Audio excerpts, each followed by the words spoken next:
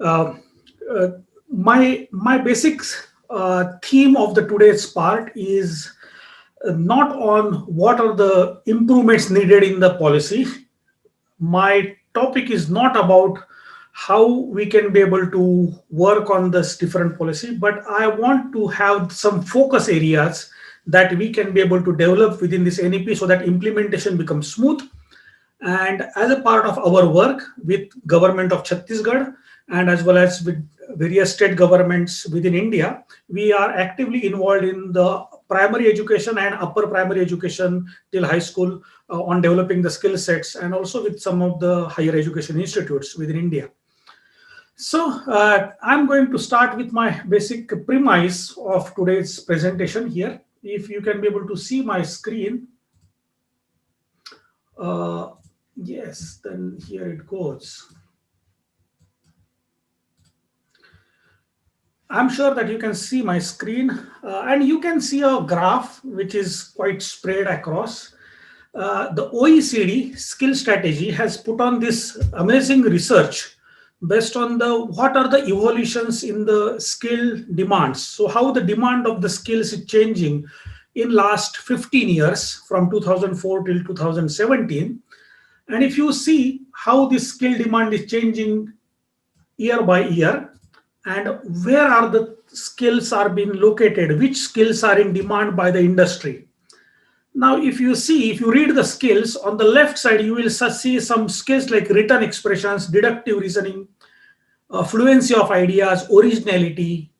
These are the skills are on the left side and they are on the positive axis. That means there is a gap. That means there is a demand of skills and current skills are not sufficient for the industry. So there is a demand for the future. And on the right side, if you go on the right side here, the skills like static strength or the manual dexterity, stamina, these skills are on the negative side. That means they are in surplus and industry do not need that things in more. If you can be able to distinguish between these two kind of end of the skills, you can definitely say that because of the automation, the skills on the right side are getting obsolete day by day, or the demand is getting diminished, and in the future it will be either way still more diminishing, or it will have the almost zero effect for the future demand. But let's say on the left side, if you read the skills which are the deductive reasoning or the originality or the perceptual speed or sensitivity, so these are the skills actually. If we or understanding about the empathy, these are on the higher order thinking skills of the creativity and critical thinking. So there is a clear demand on the what kind of skills are required, because at many times when we consider the skills, we consider the skills which are the hard technical core skills only. But what is in the future, it's changing, and this is a very clear indication, and numbers do not let's say the numbers say the truth. Now let's go to the one more part. What is the demand? What is happening is that the total employment, what kind of jobs are available and what kind of jobs are happening. Now this study has been made within the OECD countries. That's why you will see the countries name like most of the European countries or UK or even the some like a China or something countries are here. But this gives a fair amount of idea what is happening in the larger part, and similarly we can replicate in other parts of the world actually. You can see here the blue color, which is small here, represent the low skill jobs. The gray color here, which is on the downside most of the times, it's is a middle skill job, and the this orange, this kind of magenta color is on the high skill jobs here. Now here you can see a clear thing that because of the technology, because of the automation, the middle skill jobs are almost getting vanished, or in fact they are not in demand. They are on the negative side, they're decreasing. Whereas the even the low skill jobs, which are also diminishing, but the high skill jobs, they are in demand. Now these are the standard classification of the high skill low skill that we all know, that what kind of jobs are are part in that part, which goes in which skill level. But more or less, the high skill jobs are the jobs where you need to apply your thoughts and create new things and confront with the situations where the demands are changing day by day. So these kind of requirements, what is happening in the future. So what does this mean is that in the future, what kind of citizens we as an India need, that has to be identified very well, and we need to define our this education policy based on that. Finland, because I come from Finland, here in city called Tampere, as a part of Council for Creative Education Finland, we are a part of Education Finland program, and we are official member of that. And our main focus is to do the research on the creative pedagogy and understand and help the various countries or various schools to develop the creative ways of learning. Now, as a part of history, Finland found this as a very interesting case, that way back in 1970s, Finland thought that how we can be able to change our education model in a such a way that it will be future ready proof, future ready. And for that, Finland does this kind of survey, that what kind of skills are required for my future employees or for future citizens. These skills, if you see, that they are not connected to any technology, they are not connected to any technical hardcore skills, but they are connected to that. In Finland, we have the Department of Future. And under that, you can see that the what skills are required are the appreciation, critical thinking, analytical skill, interactivity, cooperation. So these are the different skills which are being required in the long term within this part. So this has been developed. Now, analyzing this part is there, but I'm giving an example how Finland translated these requirements into the education policy. I think this is really important for us, so that we can understand how to implement whatever with our current policy, which is a broad vision document, how to do the things on the ground practically. So I'm coming to that example. For that, we need to understand in the education policy, the most important two actors are the teachers and students and learning environment. These two are the most important actors. What is going to change, or what is happening between the old ways of teaching and new ways of teaching, or old pedagogy versus new pedagogy? And this is a fundamental change. The first part is that the content which was precious few years back or in the past, the content was really precious. Now it is a commodity. It is available everywhere. And the job of a teacher was earlier was a content delivery person, and the job of a student was reproducing the existing information and information consumer. This particular model has been proposed, or in fact it has been written in a paper called Rich Sim by Michael Fullan and Maria, and actually they really depict it very well here actually. But what is happening in the current world is that we know that if the technology is evident, internet is by default coming. It is by default now not only internet, but internet of things are already there actually. So we can be able to identify each object separately with the help of specific identification for that. So that kind of liveliness is coming because of the information revolution. So the job of the teacher is not to share the information which is already available on the world and people know how to find it, but the people don't know how to apply that information to create a knowledge. Or what the students are looking for is to critically evaluating that information and trying to find which information is required for me for as a learning versus as not required. So we require these skills. The skills are increasing as compared to the past, and this is the basic part which is coming from the even early childhood education. So the focus on the skills should be starting from the early childhood education. This is the first lesson coming from Finland to the world. Now, to understand that part, Finland converted these 21st century skills as a part of competences in a part of curriculum. Now, if you see this one single diagram, will tell the Finnish curriculum of education. This curriculum is applied from early childhood education till the grade 12, and still it continues. And if you read these requirements or transversal competences, they are like thinking, learning to learn, or cultural competences, looking after oneself, or competence of the world, entrepreneurship.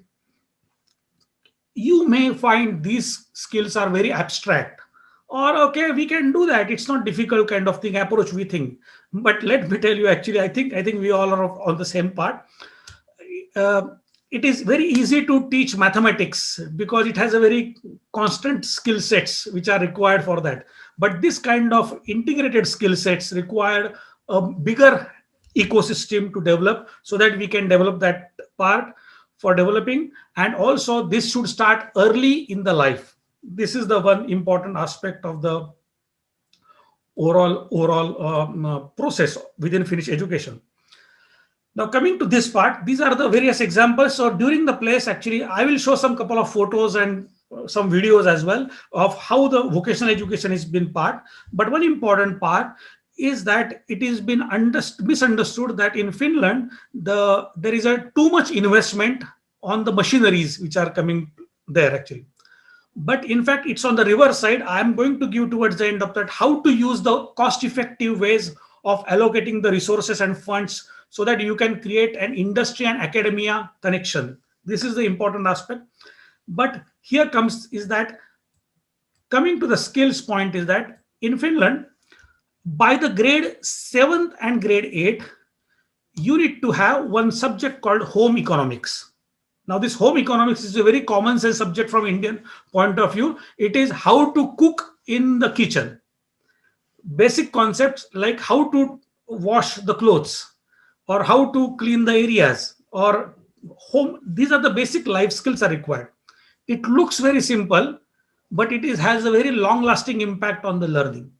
Now, because when you do the home economics, you don't only learn the how to cook, but you learn geometry, you learn measurements, you learn about chemistry, you learn about biology, you learn about healthy eating habits. So these are the various aspects which come into the picture, and that's why it is really important that home economics connected to this part.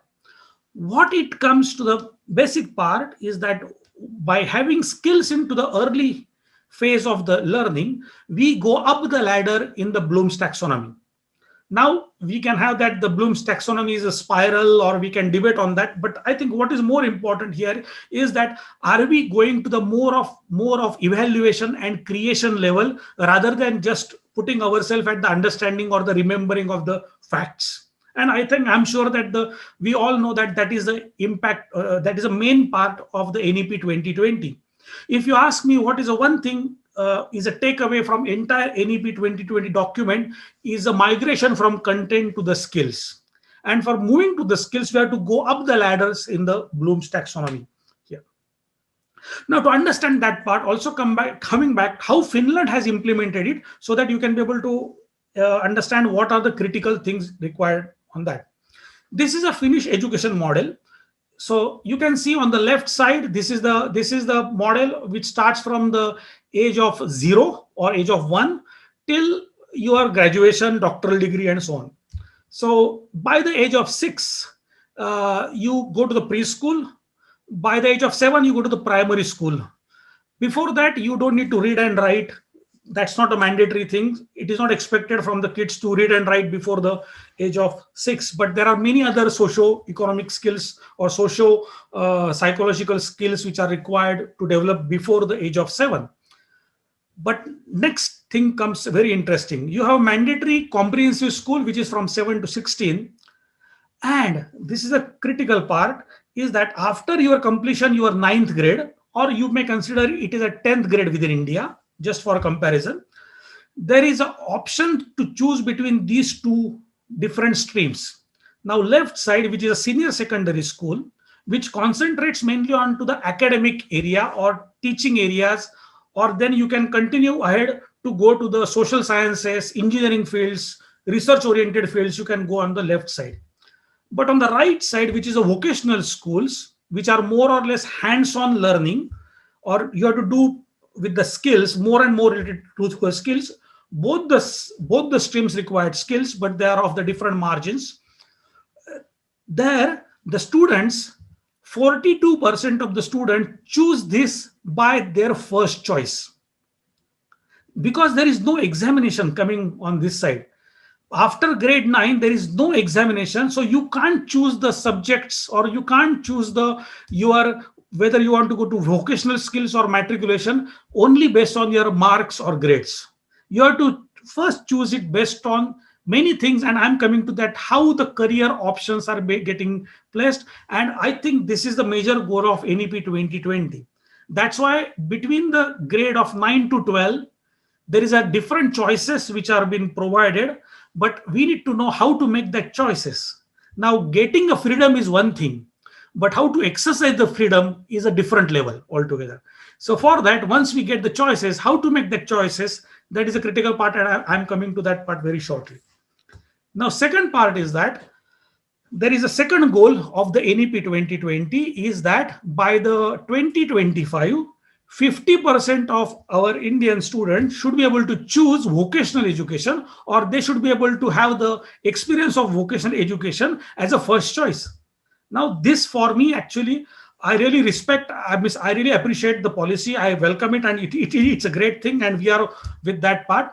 But the timeline wise, this is a very aggressive timeline, because for the large continent of like large country like India with a various different demographics, we had to understand that the uh, students will not choose as a first choice as a vocational skills unless and until there is an appreciation of the job.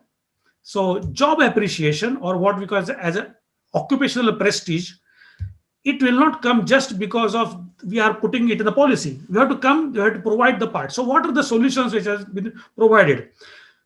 Let's take again example this, that prior to 1980s in Finland, the only one theme was there where you can go on the left side and continue to your master degree.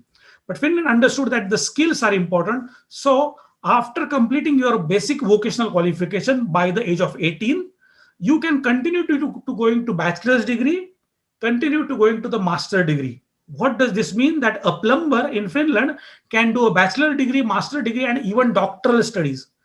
I have seen the examples that the plumbers who are the PhDs or doctors in that area. Or in fact, I have seen the chefs in the restaurants, those who have completed masters in cuisine and culinaries. So this is the kind of prestige if you can be able to give, then only the choices for the next generation will come that, yes, I would like to take the vocational skills in the future part. And for that, I'm coming back again to the primary education point of that. Okay, these skills, if you see the distribution of the subjects, if you see on the top 10 lines, the subjects like mathematics, physics, chemistry, and languages are coming, but they constitute only 40% of the total studies. Remaining 60% are the studies which are the artistics and practical studies, which include music, visual arts, crafts, home economics. That's the glue between different subjects. So where we have to put the priorities, it is very clear actually. So that's what is a critical part of the overall story here. Now for designing, I'm coming to the same point. In Finland, we take the approach, we don't choose the career based on the grades, but we choose based on something else.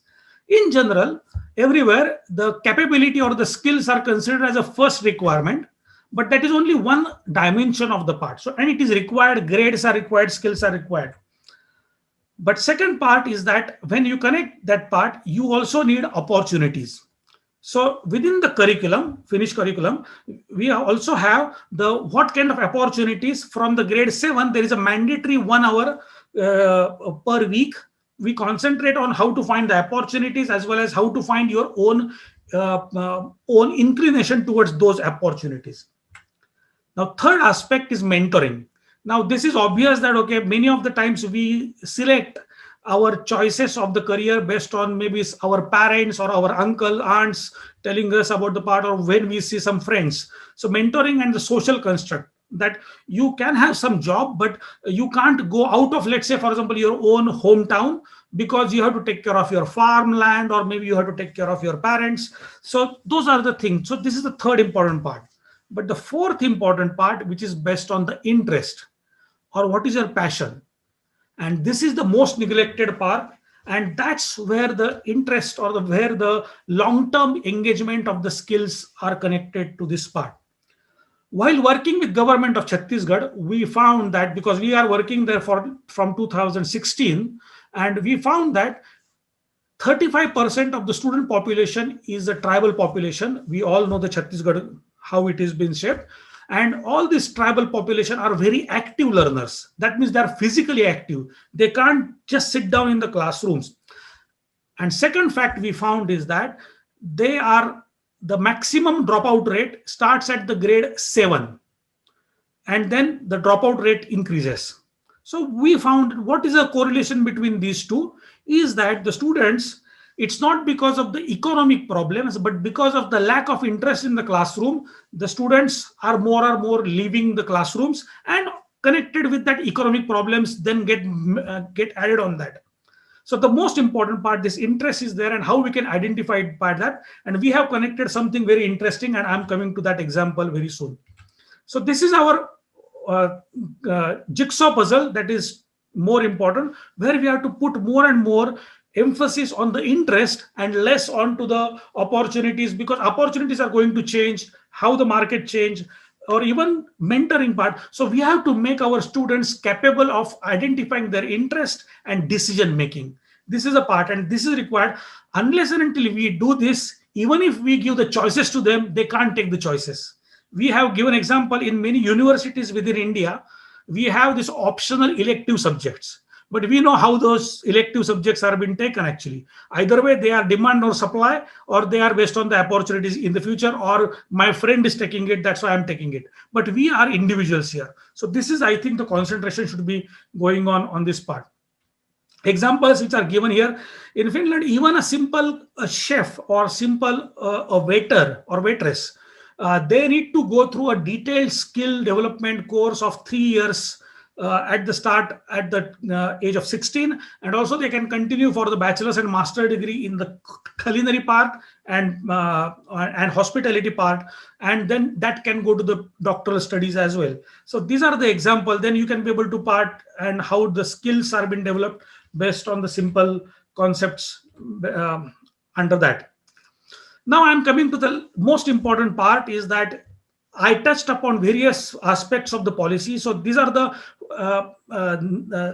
7 important requirements within the National Education Policy 2020.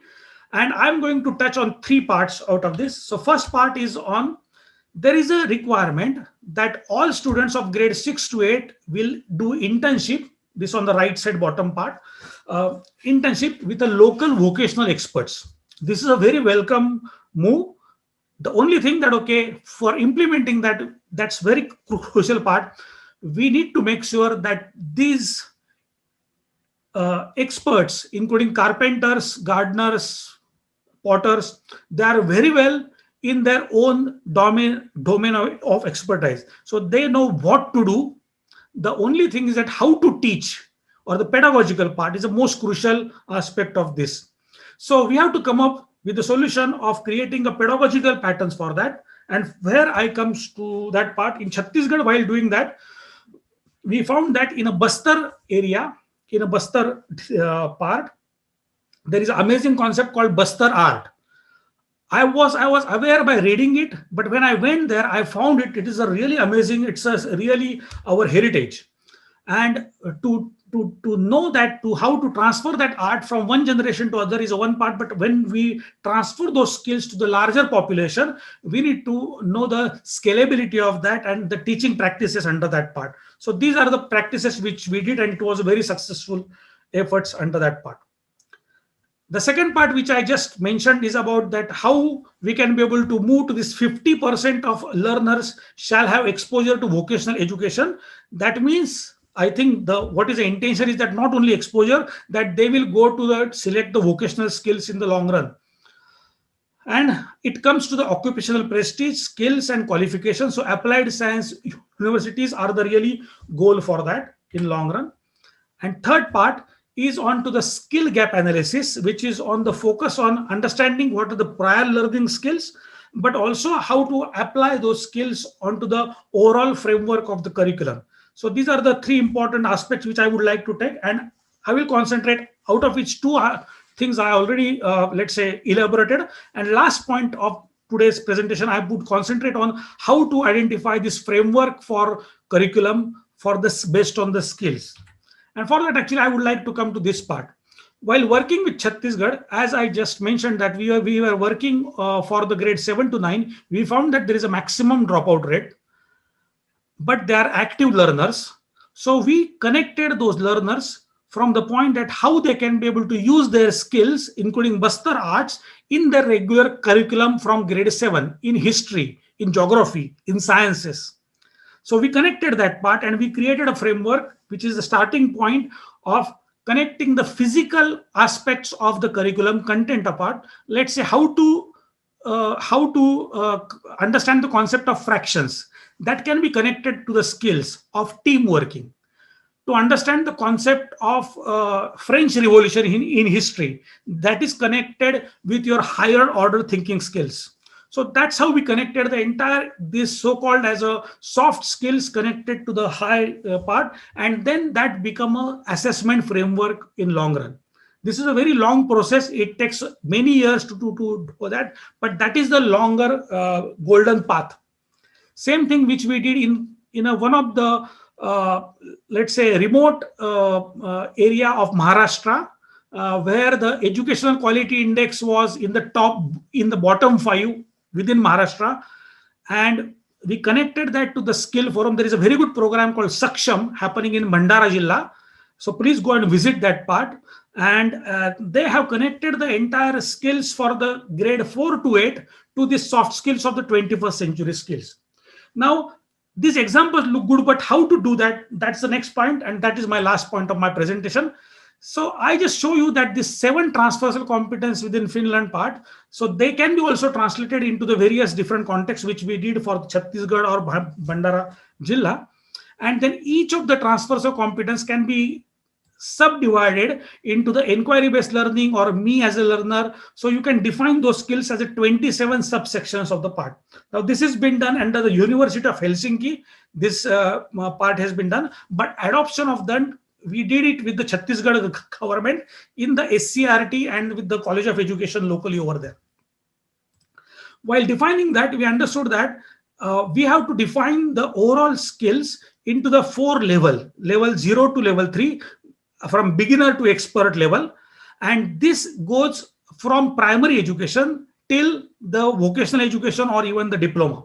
So you can develop this skills level, but the most critical part is that all the 7 transversal competencies can be divided in this part, and they are connected to the subjects for teaching history, for teaching geometry, physics or thermodynamics in the future in the higher education. So those can be connected to that part.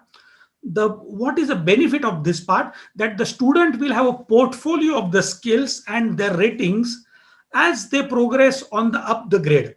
And this was a very successful pattern where we can be able to motivate the students that, okay, last year you were at this skill level and this year you are at this skill level, so that you have a scope. So it doesn't go only on the grades or marks, but it goes on to your interest, passion, and capability. So now we are coming to that point, how we can be able to develop this part. Now let's take an example of thinking and learning to learn. On the first, you found that this is a very broad skill, very abstract skill.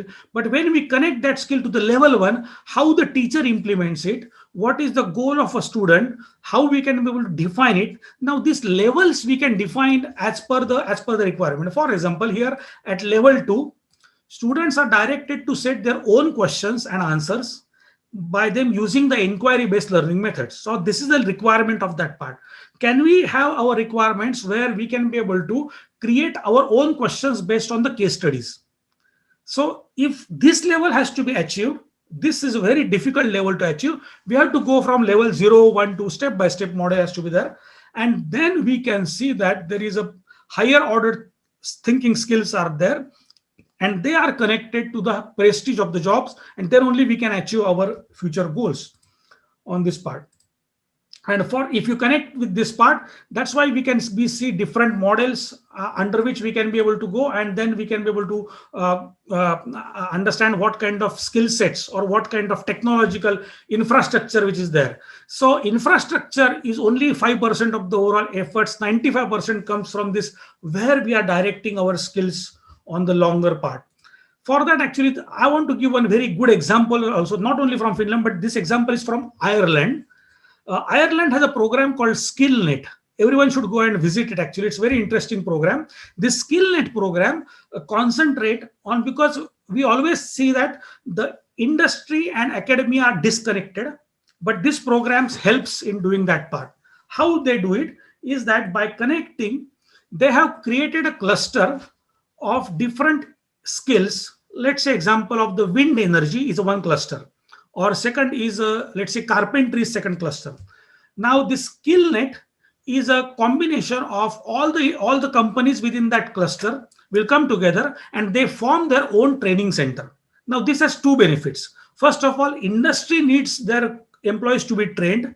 So instead of going outside and getting the third party training, the expertise are built within the ecosystem of that particular sector, and which is the highest quality.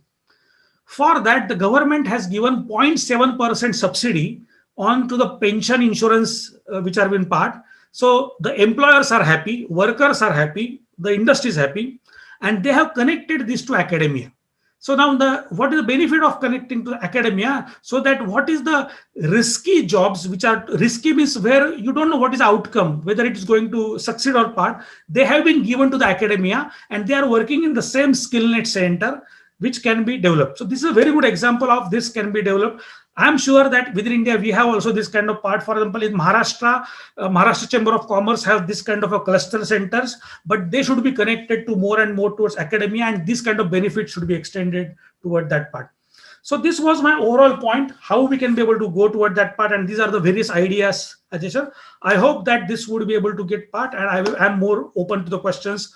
I'm sure that everybody is looking forward to hear Dr. Manish ji, and I'm also looking forward to that. Thank you very much.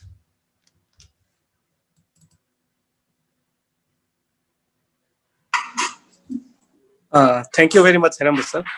It was a great learning experience from you.